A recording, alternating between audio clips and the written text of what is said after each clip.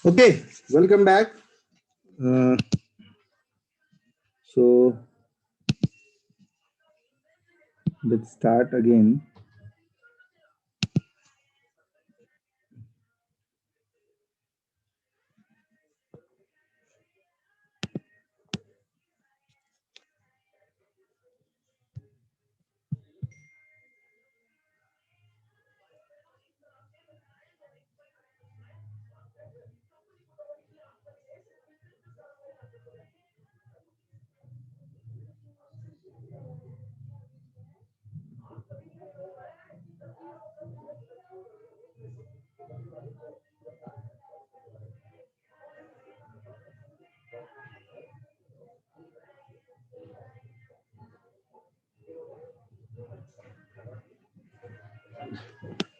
ल एक एक गरेर हामी रेफर गर्नेछौँ। मैले सबै ल्याइसकेँ। यसमा पहिला चाहिँ 14 हेरौँ है, इलस्ट्रेसन नम्बर 14 हेरौँ, त्यसपछि अरु हेरौँ।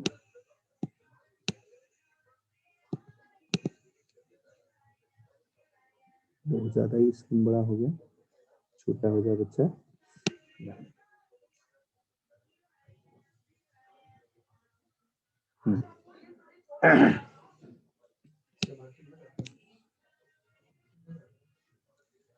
ला पिक्चर फॉर्म में आता है। ला हेर, Mr. Long, who was the holder of 2000 preference shares of 100 each, on which 70 per share has been called.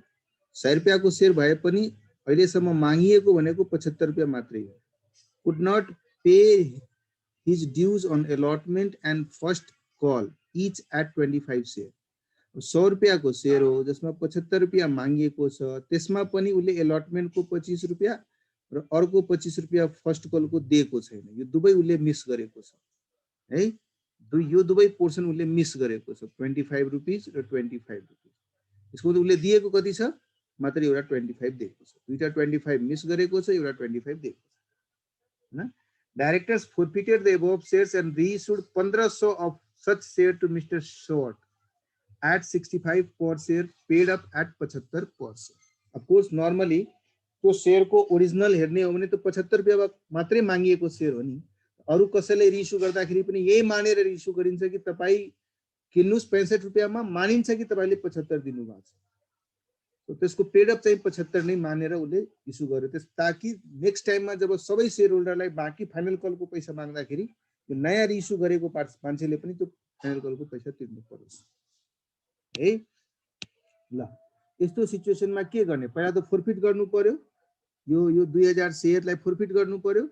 फोरफिचर को एन्ट्री पास गर्नुस्। फोरफिचर गर्दाखेरि अफ कोर्स प्रिफरेन्स शेयर भएको हुनाले मैले यहाँ लेखे preference share capital account debit है।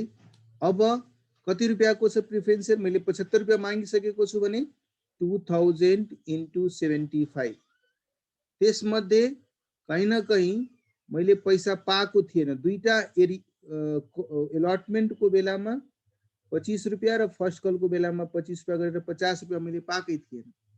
तो पाएको पोर्सन कति थियो? त्यो शेयर फोरफिचर अकाउन्टमा मैले ट्रान्सफर गरे ब्यालेन्सिङ फिगरको रूपमा है।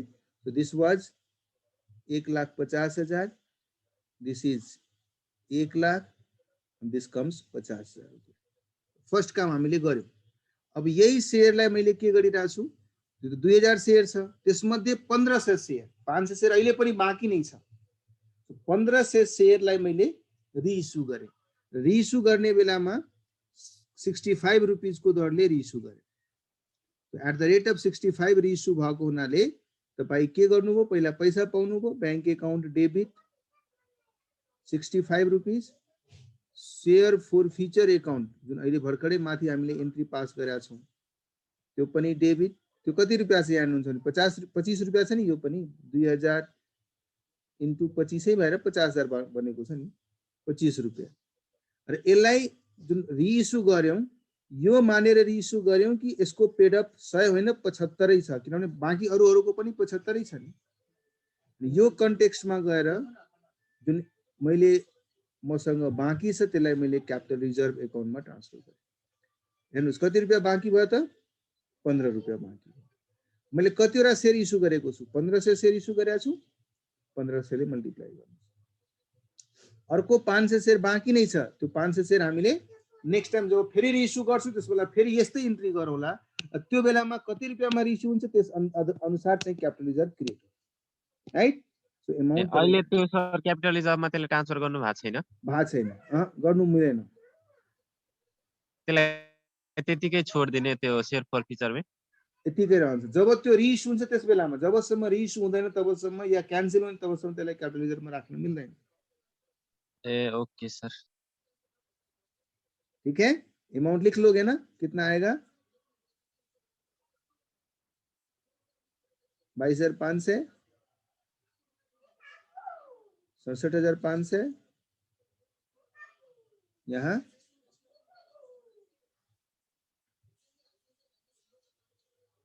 बोलो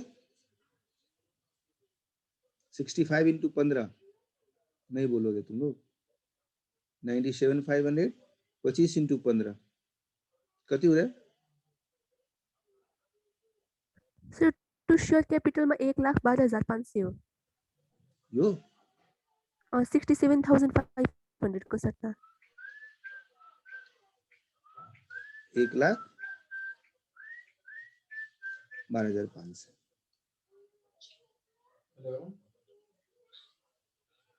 यहाँ कति आयो 37500 ठीक है आंसर देखि कंफ्यूज नहुनु होला आंसर में यसैले दुई टुक्रा पहिला चाहिँ 10,000 10 रुपैयाँ 10 इंटू 15 1500 भनेर 75 को कम्पनसेसन 10 रुपैयाँ गर्यो बाँकी 15 जुन बाँकी त्यसलाई क्यापिटल रिजर्भमा ट्रान्सफर गर्यो ठीक है नि क्लियर छ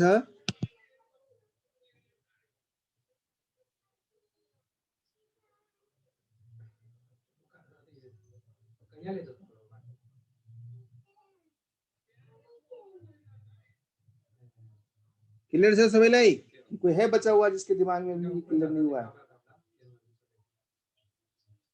कोई नहीं बोल रहा तो मैं यही मान के चलूंगा आज कौन कौन है कौन कौन नहीं है शलीना छ शलीना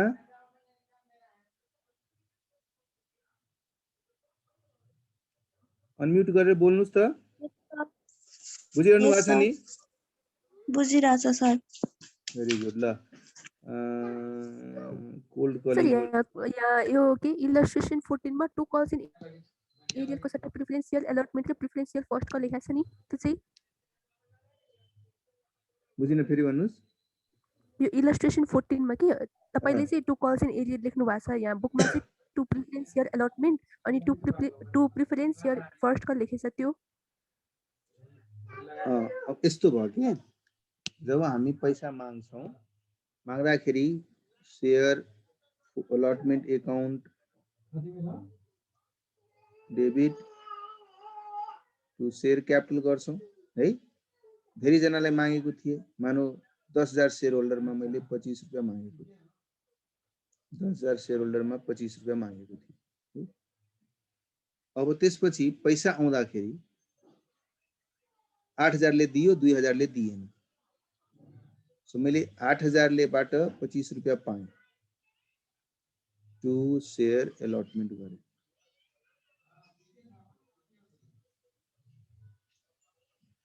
यसरी गर्दाखेरि कहीं न कहीं अलॉटमेंट अकाउन्टमा 10,000 जनासँग पैसा मागेको थिए र 8,000 जनाले दिएको छ अलॉटमेंट अकाउन्ट क्रेडिट भएको छ 10,000 ले डेबिट भएको थियो क्रेडिट भएको छ 8,000 ले यतिकै छोड्दाखेरि जुन एरियर को पैसा छ नि यही खातामा बसेको हुन्छ यही खातामा बसेको देखिन्छ कि देखिन्न कुनै एकाउन्टेन्टले यसरी ट्रिटमेन्ट गरिरहेछ कि जहाँ एरियरलाई त्यही रिस्पेक्टिभ खातामै पार्क गरेर छोडिदिरहेछ नेक्स्ट टाइम 2 महिना 3 महिना पछि जब पैसा आउँछ फेरि उले bank account debit to share allotment account गर्न अर्को 2,000 जब आउँछ तब आएन भने त यही अकाउन्टमा बसिरहेछ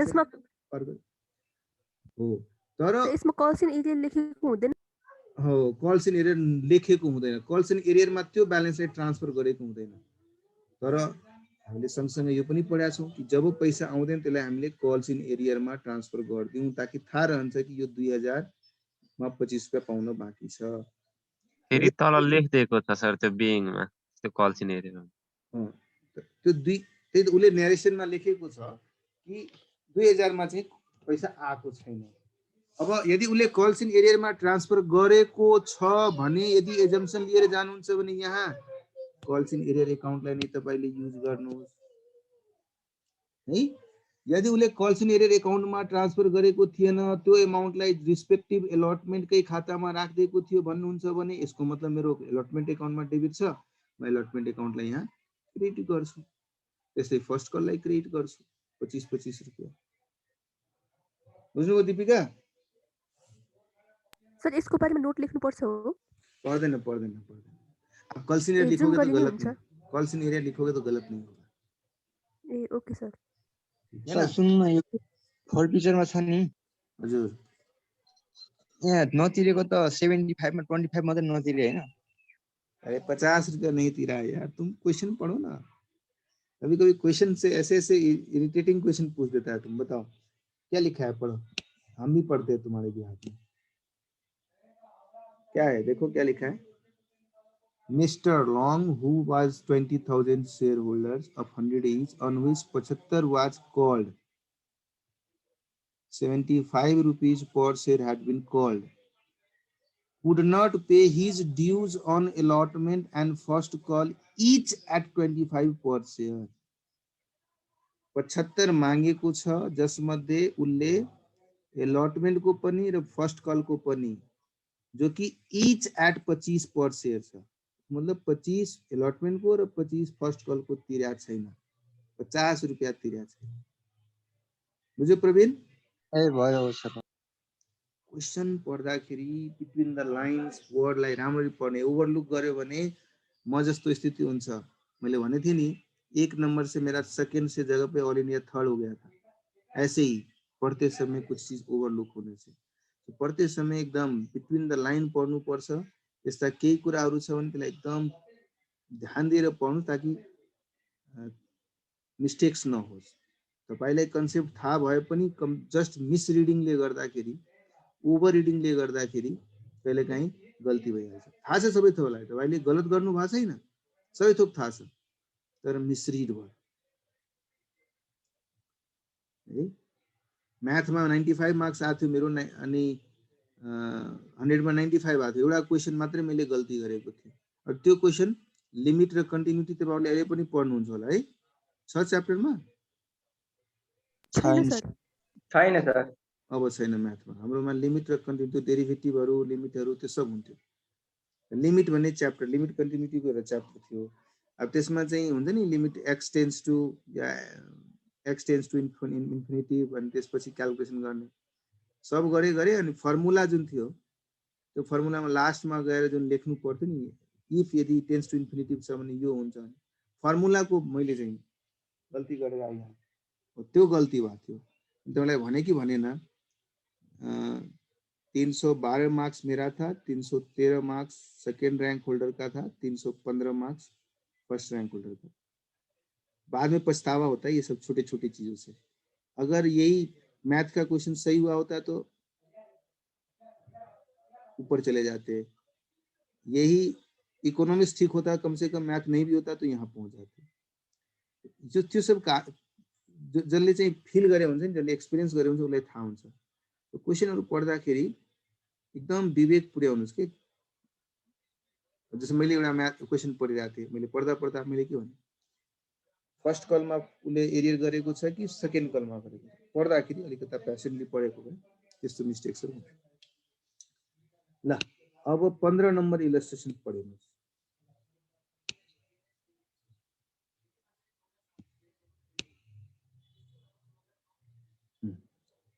ये पढ़ा जाए 15 नंबर इलस्ट्रेशन। ब्यूटीफुल कंपनी, बताओ कंपनी का नाम भी ब्यूटीफुल कंपनी। इसका मतलब स्मार्ट लोगों के लिए कंपनी, इसका सारा शेयर होल्डर लड़की सब होंगी जो सब ब्यूटीफुल है। Beautiful company limited issued 30,000 equity shares of ₹10 each payable at 3 per share on application, 5 share including 2 as premium on allotment and 4 per share on call. त्यसरी गरेर हेर्नुहुन्छ भने 12 रुपियाँ मागिरहेछ तर एलटमेन्टको बेलामा 2 रुपियाँ प्रिमियम मागेको छ है। All the shares were subscribed. Money due on all shares was fully received except from Ram. बताओ ब्यूटीफुल कंपनी में जब राम होगा तो वो तो पैसा देने के लिए दिक्कत करेगा ही। ये सीता होती तो पैसे एकदम आराम से मिल चुका होता नहीं। Fully received except from Ram holding 500 shares who failed to pay an allotment and call money, and Sam holding 1000 shares who failed to pay on call money. All these 1500 shares were forfeited.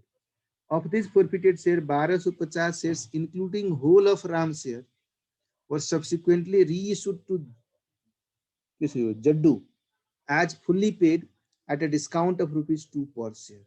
Pass the necessary entries in the journal of the company to record the forfeiture and reissue of the shares. Also prepare balance sheet of the company. यस्तै question आउनु पर्यो भने यस्तो question आउनु पर्छ जिससे थोड़ा सा हम लोगों को भी आंसर बनाते समय हाँ कुछ दमदार लगे, है कि नहीं। चलो कर सकते क्वेश्चन, बना लोगे या आगे बढ़े? ट्राई किया जाए। Books of beautiful company limited,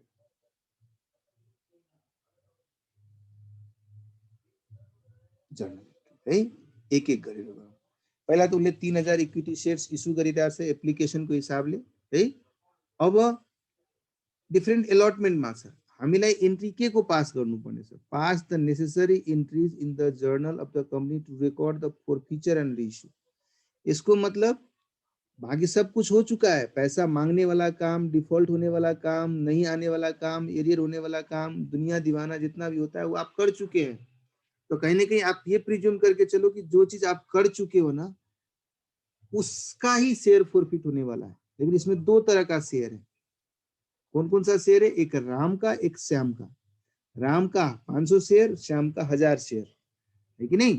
तो उन दोनों शेयर के लिए अगर आपको थोड़ा सा प्रॉब्लम होता है राम और श्याम के शेयर्स को आइडेंटिफाई करने में, तो आप इसी जो दो टुकड़े में कैलकुलेशन करके भी कर सकते हैं ना, दो पार्ट में ना। मैं आपको दो पार्ट में ना करते हुए समझाने की कोशिश करता हूं। आप सोचो राम वाला शेयर और श्याम वाला शेयर में क्या हुआ। राम ने सिर्फ फर्स्ट कॉल दिया, उसके बाद उसने अलॉटमेंट के समय से डिफॉल्ट किया है, क्या है कि नहीं बताओ। Who failed to pay allotment and call money.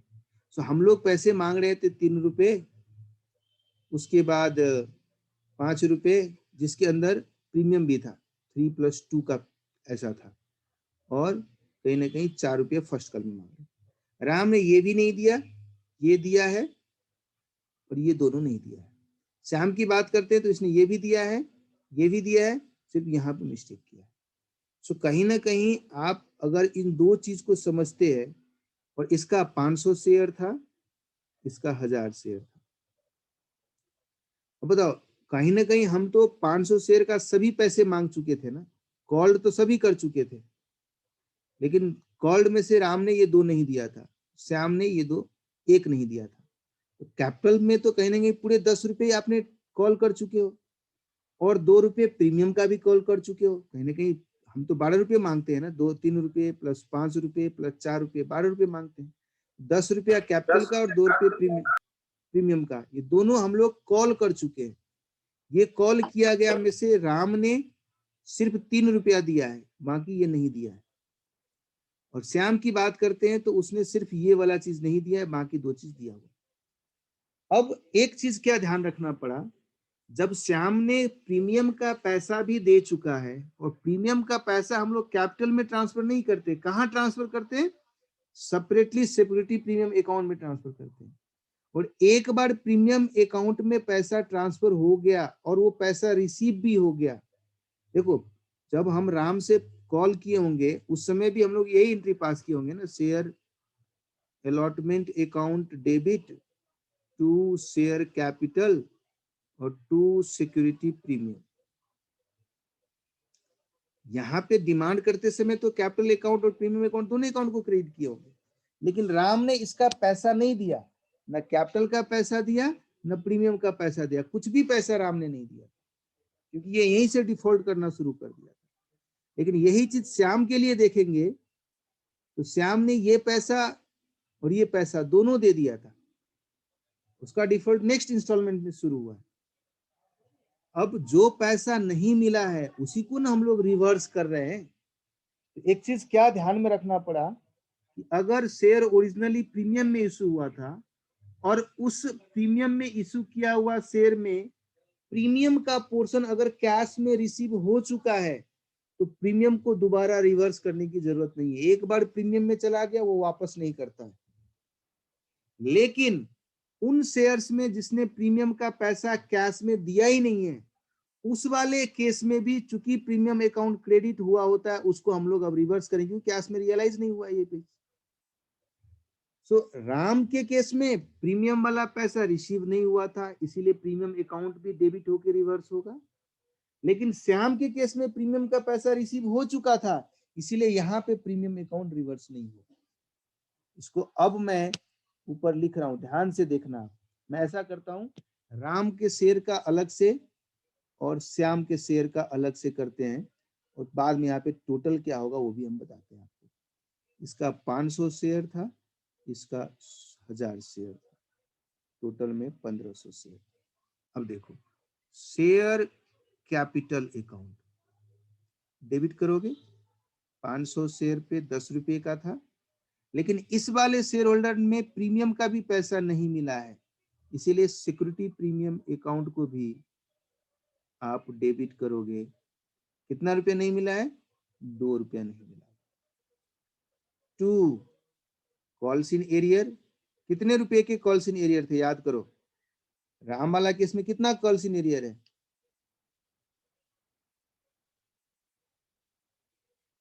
Deepika कति कॉल्स इन एरियर से राम को केस में? हजुर सर। राम को केस में कति रुपया को कॉल्स इन एरियर छ? 2 रुपया, 5 रुपया र 4 रुपया गरेर मैले मागिरहेको थिएँ। यो 5 मा बरु 3 रुपया प्लस 2 रुपया थियो, यो मात्रै दिएको छ, अरु यो सबै दिएको छैन। सो कॉल्स इन एरियर कति छ? 5 थियो के थियो? 2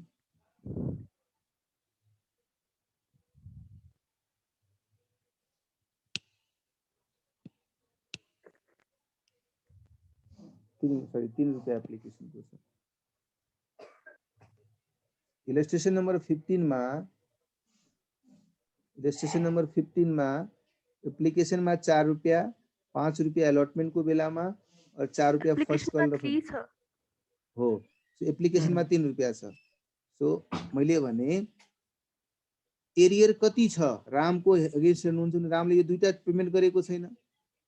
रामको 500 शेयरमा एरियर भनेको यो 5 रुपया र 4 रुपया 9 रुपया छ। 9 रुपया। यहाँ 500 into 9 र पाएको पैसा जति थियो त्यसलाई के गर्नुहुन्छ? फोर फिचर अकाउन्टमा ट्रान्सफर गरिदिन्छ। कति रुपया पाउनु भएको थियो? 3 रुपया पाउनु। क्लियर? राम वाला 500 शेयर के लिए बस मैं अभी बोल रहा हूँ। राम का जो 5 रुपये का 500 शेयर था उसकी अगर बात करते हैं तो 10 रुपया कैपिटल प्लस 2 रुपया सभी मांग चुके थे। 10 रुपया और 2 रुपये दोनों मांग चुके थे, उसमें से 9 रुपये नहीं मिला था, 3 रुपये मिला हुआ। अब यही चीज श्याम के लिए अब सोचिए। श्याम के केस में भी हमने 1000 शेयर पे 10 रुपये मांग चुके थे, लेकिन प्रीमियम वाला पैसा जब्त जब होगा ना, वो कैपिटल का पैसा जब्त होगा, प्रीमियम का पैसा जब्त नहीं होगा अगर पैसे मिल चुके हैं तो। यो कुरा दिमाग में कहीं नोट में लेखिहाल्नुस्, म नोट में यहाँ लेखिदिन्छु। किनकि त्यो त अलरेडी ट्रान्सफर भइहाल्यो हुन्छ हैन सर सेक्रेटरी। त्यो पनि क्यापिटलमा भएको हुँदैन, प्रिमियममा हुन्छ हजुर। अहिले पनि हामी जफ्त गरेर त्यसलाई के गर्छौं? एक मिनेट,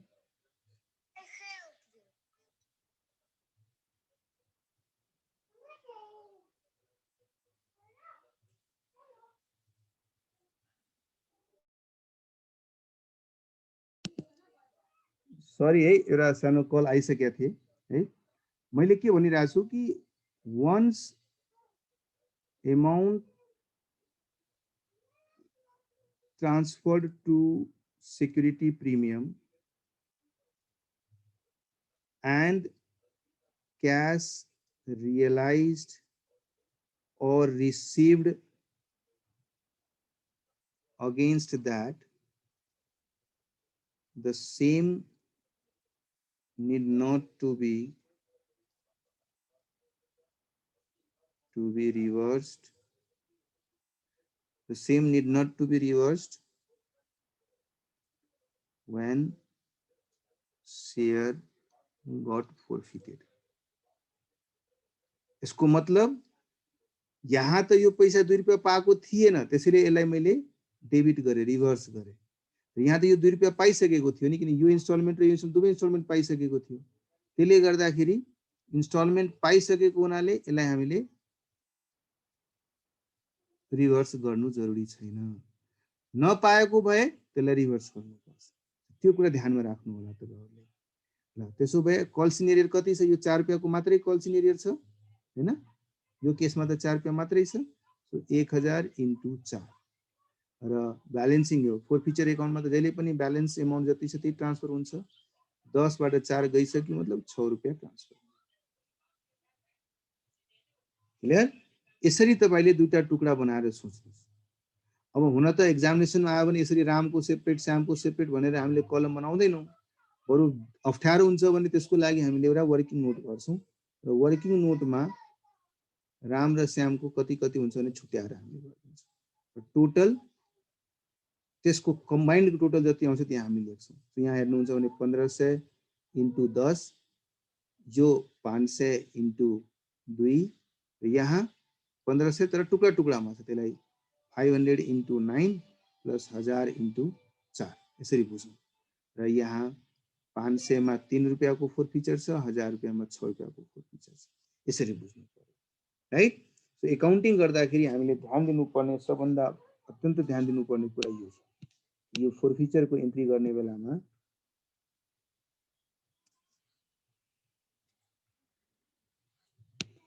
फोरफिचरको क्याल्कुलेसन गर्ने बेलामा के भइरहेछ?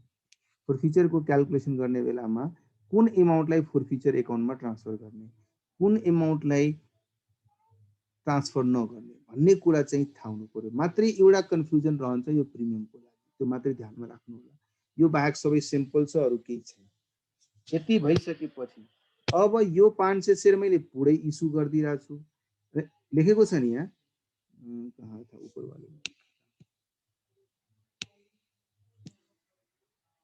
1250 शेयर इस्यु गरेँ इन्क्लुडिङ होल अफ राम, रामको पुरै र बाँकी चाहिँ श्यामबाट। यसको मतलब जुन 1250 शेयर मैले इस्यु गरिरहेको छु त्यो 1250 शेयर मध्ये रामवाला पुरा 500 शेयर इस्यु भइसक्यो र श्यामकोबाट 750 शेयर इस्यु भयो आउट अफ 1000 शेयर है।